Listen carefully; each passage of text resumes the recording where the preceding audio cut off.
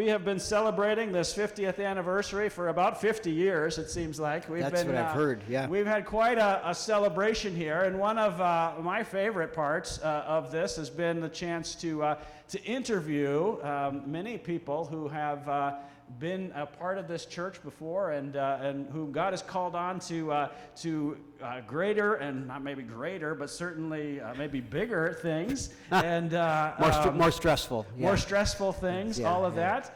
And today we have the privilege of having one of the children of our church, Paul Lessard, who is now the executive minister of Start and Strengthen Churches. And then you also have a new title coming, possibly, but we'll get, we don't need to share all that until it happens. But I get to interview Paul now, and to help us to continue this anniversary celebration. So, Paul, not everyone here knows exactly what that title I just gave means at all. Can you say a little bit about your role with the Covenant Church now? Yeah. So the Covenant International, right, or United States and Canada together, has 5 mission priorities: love, mercy, do justice, make and deepen disciples, develop leaders, serve globally, and then start and strengthen churches. And so I have the privilege of serving you, though I imagine you don't think much about the American part of the movement, but I have the privilege of serving you as executive minister of Start and Strengthen Churches. And we oversee church planning. We plan about 20 churches a year in partnership with the conferences. And then church health, or missional vitality. And I believe you guys have availed yourself of some of those tools in the last 4 or 5 months, I think. Yeah, we did the pH check. Okay. We did that, and certainly other tools that we find. It's been very helpful.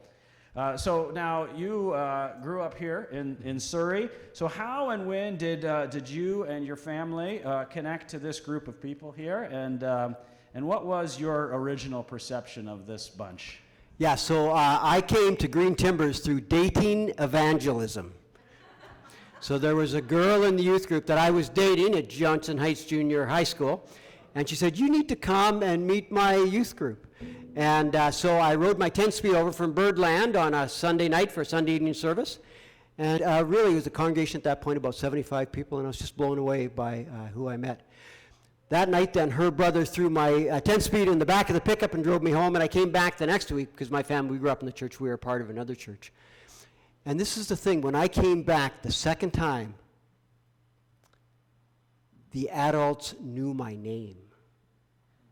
Think about that as a 15-year-old. The adults knew my name. And it made a profound impression on me, because I expected the girls would know my name, right? But I didn't know that the adults would know my name. And a lot came out. And I came to realize, too, that part of the reason they remembered my name is because the youth choir needed a bass player. And did you know that Albert probably also researched your sporting acumen? I got no invitations. Yeah. Okay. And I have to say, you have a particularly fine drummer here. Would you not agree? And every bass player is looking for a good drummer. So yeah. That's been great. And then your family came with you? Yes, and over time then, and it turned out our family had a covenant background that was really not. I didn't know that at 15 or didn't remember that. So. Yeah. Good. And so you were here from age 15 until... About 22, 23. Until about 22. And where were you in your faith life journey at that point? So that was a really important part of the adults knowing me and remembering my name. I had at 14 kind of come back to faith and had a renewed experience of Jesus. But the church that I was a part of, no fault of its own, but it just seemed like there were no people there to be close friends with that would encourage me on my walk, guys my age. And the leaders were not really modeling Christian lives. And when I came here, this seemed I had so many friends, particularly guys that were seeking to live a Jesus life. And I met Neil Josephson, who became a lifelong mentor. And Neil and the college students that he brought and helped lead all the things we did, they all just seemed to love Jesus. So it made a significant impact on me. Do you have an example of an impactful moment in that, or beyond knowing the name, or is there more? Or? Well, I have a different kind of impactful moment, actually, and it speaks, I think, to a question further down. One of the things that I have carried from this congregation is a sense of grace around life. And when I came, people weren't put off by the fact that I had long hair and I was wearing moccasins and I had a porcupine quill medallion that I love to wear every Sunday. That didn't matter. There was a sense that I belonged. regardless of how I might present myself. Great. And so you went from here to, what was the pathway to get to Covenant Bible College eventually, and how did that? So in the early 80s, I volunteered with the Covenant and traveled with a band, and then I got married, and we were kind of around. The church was very supporting of us during that time. And then in my 20s, worked as a musician and as a writer and a worship leader. It was the beginning of kind of the worship leading movement, and very much a part of that.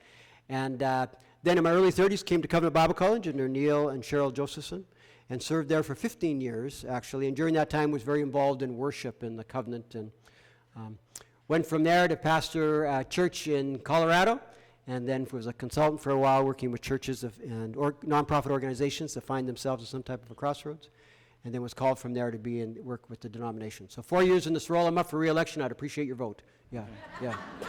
So yeah, that brings. Should I vote for him, or I mean, it's really a congregational decision. So. La la la la la. Yeah, yeah.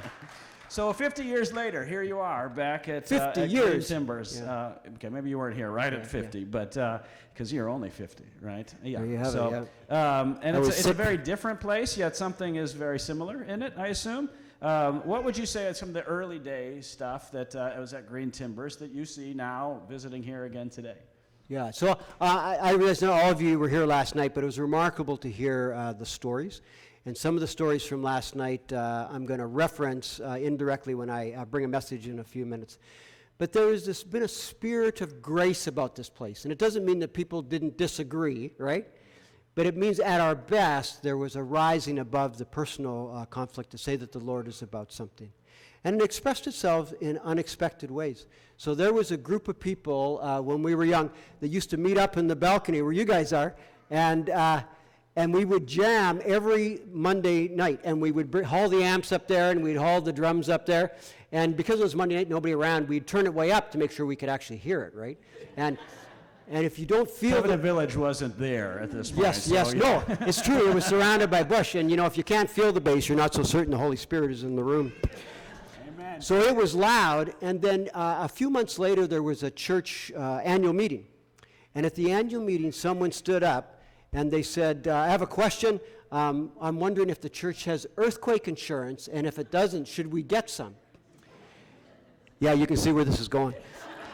And the pastor at that time was Albert Joseph, and Albert folks stood up, and he said, I'd like to speak to that. He said, if the church can stand after what it goes through every Monday night, he said, I don't think we have any worries about an earthquake. Good. So Paul, now you have two main roles: start and strengthen churches. How did this church help lay a foundation for those passions, and how can your work impact us over the next 50 years? Yeah, so I feel like I came here at 15, and but because my high school years were here, I'm an early adult, I really feel like this is my home church. And there is an imprinting that happens, right, at that age in particular.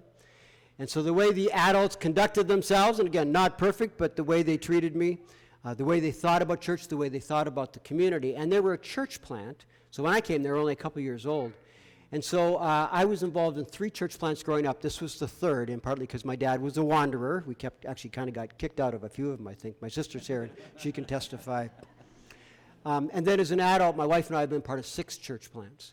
And I have carried, if you will, with me what it meant to be in a church that was small and struggling, but very, very committed to the community and very, very committed to the work of the Lord.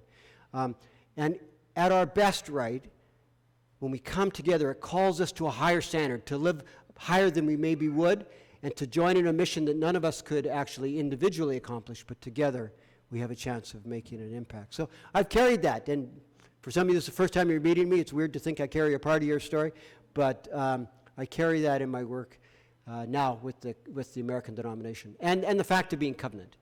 Because the covenant, Canadian thing is always to say when you hear something from the States, you go, that doesn't apply to us, right? So I carry that as we make decisions. I go, what would the Canadian church think about this? What would Green Timbers think at this point? So I don't know if you remember, I guess it would be 17 years ago now, we were at Fort Collins at the Covenant Church there, and I pulled you aside and I said, I'm talking to this group up in Canada, the Green Timbers Church. Tell me about it. And we had a very impactful and important conversation in the back. You said, yeah, don't go there. It's in trouble. Yeah. Yeah. And And I'm like, always a truth I don't have teller. any other job, Paul. I got to get some money somehow. No, that wasn't how the conversation went. He encouraged me, said wonderful things about you and about the church in Canada and about the opportunities that would take place. And so, and I hope a lot of that, the work that we've done in strengthening this church and working on that, honors some of that investment that you put in me too that day and that important conversation that we had. So thanks for being here today, and thanks for telling your story, and we look forward to hearing your message today. And I want to say congratulations at 50 years, and congratulations to you as well, Andy, to be here for 16 years. And these have been impactful years. You've done well.